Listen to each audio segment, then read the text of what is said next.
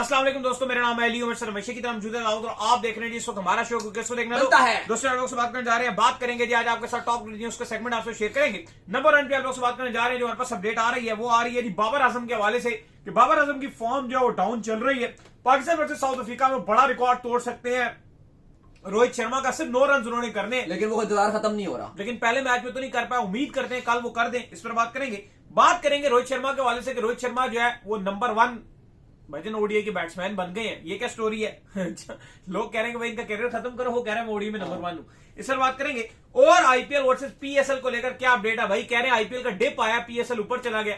वाकई क्या रियलिटी क्या है, इस पर बात करेंगे। तो अगर आप हमारे चैनल पर पहली बार चैनल को अभी सब्सक्राइब करें, साथ ही ना भूलिएगा। बात का खास करते हैं नंबर 1 खबर के साथ जो हमारे पास आ रही है। तो जो नंबर 1 खबर आ रही है वो यही आ रही है कि बाबर आजम के हवाले से जो अपडेट आ रही है कि बाबर आजम जो है वो रोहित शर्मा का बाबर आजम जो रिकॉर्ड रोहित शर्मा का तोड़ना है 9 रन का, वो तोड़ने में अभी तक कामयाब नहीं हो रहे हैं। पहले ओडीआई में क्राउड फुल था, उम्मीद थी टी20 में कि किसी तरीके से रिकॉर्ड तोड़ देंगे, लेकिन नहीं किया। अब सेकंड में कह रहे हैं कि लाहौर में भी क्राउड फुल है, वहां तोड़ेंगे। देखिए मसला ये है कि ये जो रोहित शर्मा का एक रिकॉर्ड ऐसा लग रहा है कि बाबर आजम के लिए कर्स बन गया ये 9 रन, क्योंकि बात सिर्फ परसों वाला टी20 मैच नहीं है। उससे पहले जब ये इतना रन रह गया था, सिर्फ 9 रन, तो बाबर आजम टीम से ड्रॉप हो गए थे। टीम में वो उनकी सिलेक्शन नहीं हो पा रही थी। फिर आया कि चलो एशिया कप में शायद वो कम बैक कर लें, वो भी स्क्वाड में नहीं आ सके। फिर आया कि बाद में उनको सिलेक्ट किया जाएगा, बड़ी मुश्किल से किसी ना किसी तरीके से उनका नाम तो आ गया टी20 स्क्वाड में। लेकिन जब आया तो इतनी बेकार से बॉलर के हाथों बेकार सी गेंद पे बोश की फजूल सी डिलीवरी पे जो है वो कैच दे गए और वो अपनी विकेट देके चले गए। तो थोड़ा सा जो बाबर आजम का बुरा टाइम है, ऐसा नजर आ रहा है कि वो खत्म ही नहीं हो पा रहा। वो बुरा जो टाइम है बाबर आजम का, वो बिल्कुल ही ऐसा लग गया कि फंस सा गया बाबर आजम के अंदर। अब आप देखो कि बहुत टाइम के बाद ऐसा हुआ है पाकिस्तान साउथ अफ्रीका की सीरीज में, पाकिस्तान की किसी भी बायोलिटिकल सीरीज में कि टिकट सोल्ड आउट है। अभी आपने फैसलाबाद की जो ओडीआई सीरीज है उसके टिकट सोल्ड आउट है, पिंडी में सोल्ड आउट थे। अभी लाहौर में आपने जाना है टी20 खेलने के लिए, मतलब पहुंची हुई टीम, कल मैच है, प्रैक्टिस चल रही है। वहां पे आप देखो, वहां पे आपका सोल्ड आउट है। लेकिन इतनी ज्यादा आवाम अब आज भी हमें मिल रहे थे, इतने फैंस मिल रहे थे पाकिस्तान क्रिकेट के, कल भी इतने ज्यादा मिल रहे थे फैंस। बहुत ज्यादा सब डिसअपॉइंट है क्योंकि बाबर आजम को देखने के लिए जा रहे थे कि वो रन बनाएंगे या फॉर्म दिखाएंगे या पाकिस्तान टीम कुछ करेगी।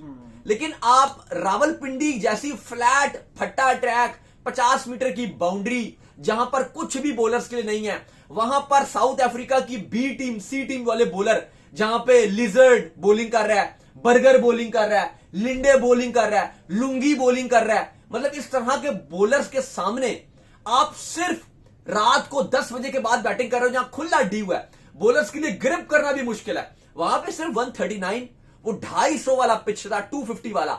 साउथ अफ्रीका ने भी 30 रन शॉट बनाए थे, वरना वो भी 250 250 बना लेते अपनी बी टीम के साथ, जहां पे नाम मिलर है।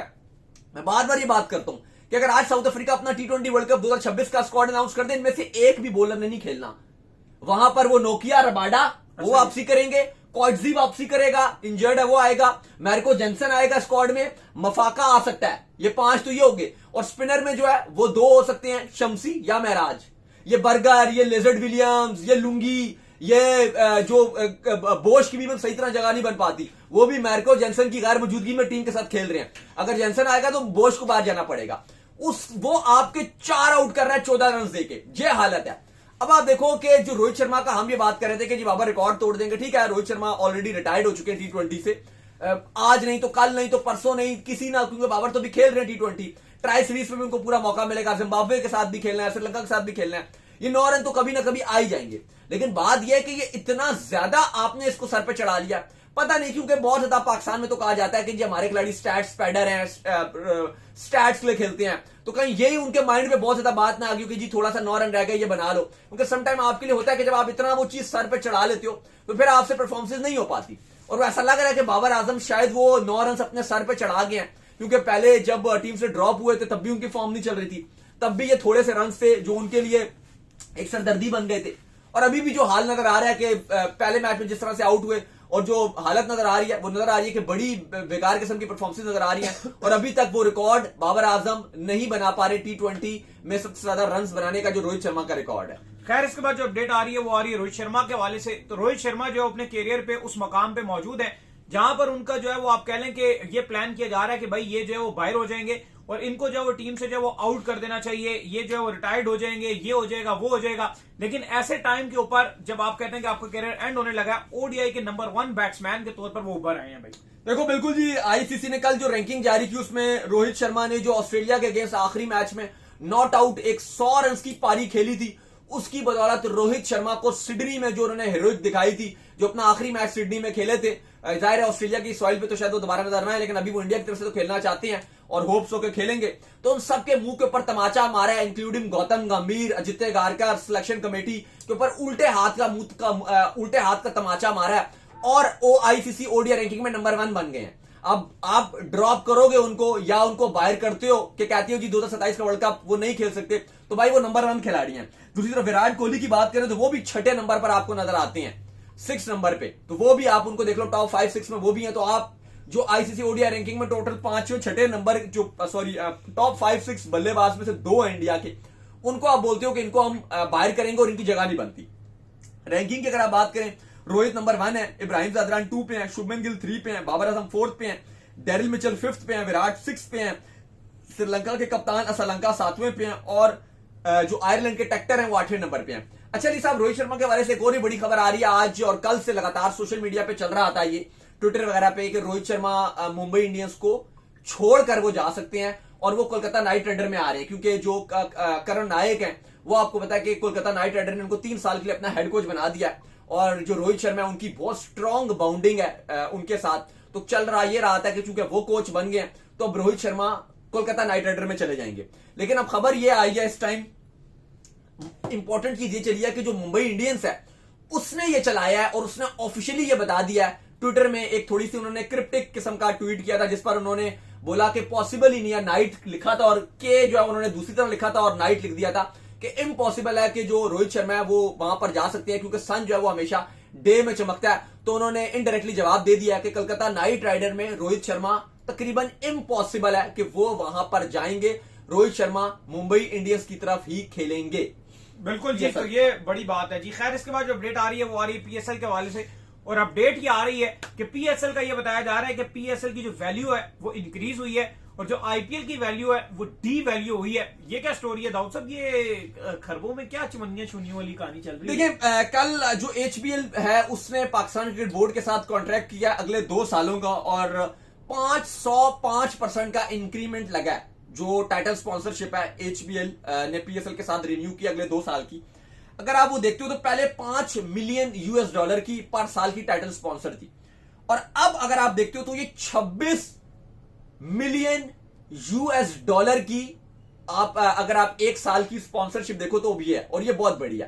अच्छा, इस पर ना मुल्तान सुल्तान की जो फ्रेंचाइज है वो भी ये बात कर रही है और राशिद लतीफ ने भी ये बात की। उन्होंने कहा कि जितना एचबीएल पास में पे करता रहा है टाइटल स्पॉन्सर के तौर पे, इससे ज्यादा मुल्तान सुल्तान ने ऐसा फ्रेंचाइज पीएसएल को पे किया और मुल्तान को उतनी रिस्पेक्ट नहीं दी गई। पीसीबी उनको टर्मिनेशन के लेटर भेज रहा है, लड़ाइयां चल रही हैं। तो राशिद लतीफ ने भी कहा कि अगर इतना ज्यादा वो पैसा पे कर रहे हैं, इवन जो आपका टाइटल स्पॉन्सर पीएसएल है उससे भी ज्यादा अगर उन्होंने पे किया तो वो रिस्पेक्ट डिजर्व करते हैं और आप उनके साथ जो आपके मामलात हैं, 1 कप चाय और 3 बिस्किट जो उन्होंने कहा था कि बैठो और मेरे से बात करो, तो कोई बुरी बात नहीं है। आप उनके साथ बैठ के अपनी शिकायतें और जो तहफुजात हैं वो दूर कर सकते हैं।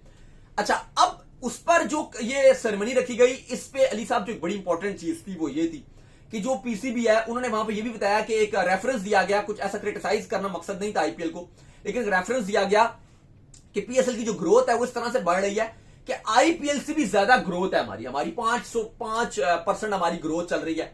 लेकिन अगर आप आईपीएल की देखोगे तो वो 10% डिक्रीज हुई है।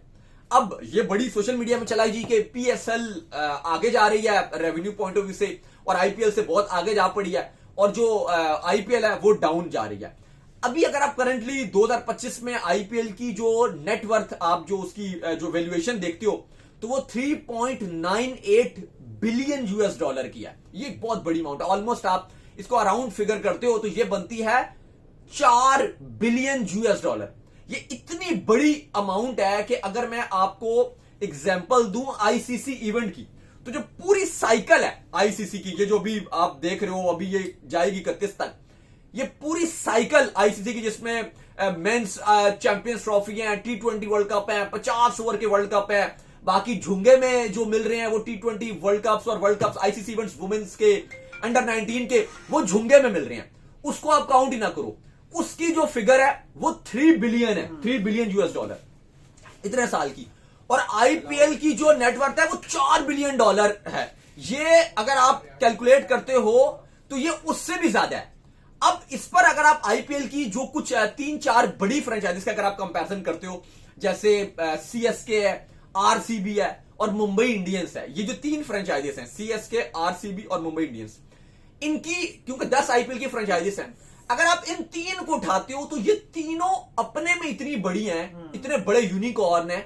अगर आप देखो जो बिलियन, आप कह लो कि बिलियंस, अरब जिसे कहती है ना आप, कि बिलियनर है जो इनके ऑनर है, क्योंकि इतनी इनकी नेटवर्थ है कि अगर ये एक बार बेच दें तो दुनिया भर में जितनी भी लीग्स हो रही हैं करंटली, वो सारी लीग्स का जो बजट है वो इनका आधा भी कंपैरिजन नहीं कर सकते। बिल्कुल ऐसा ही। अब जो बात की गई है कि वैल्यूएशन की, अब देखो अब उनका जो मतलब था, क्योंकि इस पर बहुत सोशल मीडिया में चलाया गया, ऐसा नहीं था मतलब कि जो ये बताया गया पीएसएल की सेरेमनी में कि जी लोगों ने इसको गलत इंटरप्रेट किया कि जी पीएसएल तो आईपीएल से भी ज्यादा बड़ी हो गई है। वो सिर्फ ये बात कर रहे थे कि जो मार्केट वैल्यू है हमने इंक्रीमेंट इतना किया है। क्योंकि देखो इसकी एग्जांपल तो, मुकाबला तो दोनों का नहीं है रेवेन्यू पॉइंट ऑफ व्यू से पीएसएल और आईपीएल में। क्योंकि अली साहब देखो, अगर आप कहोगे जी अब वो इतनी बड़ी है, जैसे मैं एग्जांपल ये बोलूं कि यार सैलरी है किसी की, वो अगर डबल भी हो जाए तो वो इतना फर्क नहीं पड़ता, क्योंकि वो एक हजारों या लाखों की सैलरी है। और एक जो अरबों की बात है, अगर उसका 10% डिक्रीज भी आया है तो वो अरबों की स्टिल उसकी नेटवर्थ वही रहेगी, तो वो कंपैरिजन नहीं है।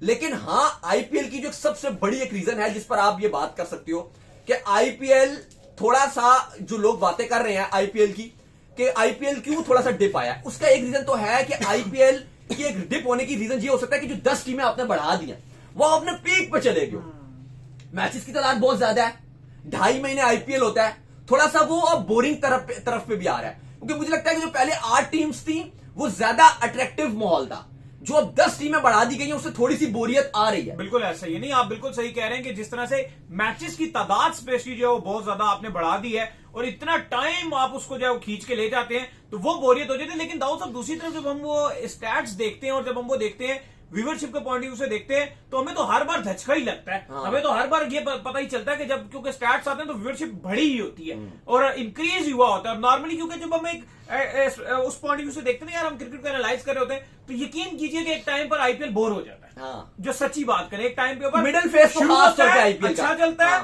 लेकिन जैसे ही थोड़े से मिडिल फेस मैच होते हैं ना एकदम वो बोर हो जाता है। नहीं, मिडिल, क्योंकि बहुत लंबा है, 2.5 महीने में जो मिडिल फेस है, इसलिए मुझे लगता है कि जो डिप की बात की जा रही है कि 10% आईपीएल का डिप आया है, उसका सबसे बड़ा रीजन अली साहब ये है, आईपीएल को जो डिप का रीजन है वो ये है कि 8 टीम्स थी तो सारी अट्रैक्टिव हाइप थी, लेकिन अब वो जो 20-25 दिन आते हैं वो डिप आता है। लेकिन हकीकत तौर पे अगर आप कंपैरिजन करो दुनिया की बकिया लीग से, क्योंकि अब आईपीएल 2.5 महीने में भी चला गया, स्टिल वो जो बोरिंग फेस आ रहा है, और फिर भी अगर आप रेवेन्यू कंपैरिजन करो या व्यूअरशिप भी आप देखो, उनकी बड़ी बहुत ज्यादा व्यूअरशिप है, ऑडियंस बहुत ज्यादा है, तो इतना फर्क नहीं पड़ता। बाकी अली साहब, इंडिया का जो वुमेन्स का मैच है वो आज चल रहा है, ऑस्ट्रेलिया की वुमेन्स ने तो कमाल कर दिया। ऑस्ट्रेलिया की वुमेन्स ने इंडिया की वुमेन्स को जो आज पकड़ लिया और ऐसा लग रहा है कि बड़ा मुश्किल है इंडिया की वुमेन्स के लिए इस मैच में जो है वो वापस आना। और ऐसा लग रहा है कि जो ऑस्ट्रेलिया ये अपने नाम कर लेगी, सेमीफाइनल है और जो जीतेगा उसको फाइनल का मिलेगा टिकट। कमाल किस्म की जो लश फील्ड है, उन्होंने बैटिंग किया और हीरोइक किस्म की उन्होंने 100 मारा है और इस टाइम इंडियन वुमेन्स को थोड़ा प्रेशराइज किया हुआ है। देखते हैं कि इंडियन वुमेन्स क्या करती हैं। आप तो चलो उम्मीद करते हैं हमारे शो आपका वीडियो को लाइक कीजिए, हमारे चैनल सब्सक्राइब कीजिए, साथ ही बेल आइकन को बजाइए, एक और काम कर लीजिए, कर लीजिए, हमारे फेसबुक फॉलो कीजिए, लिंक डिस्क्रिप्शन में। नेक्स्ट वीडियो में। अल्लाह।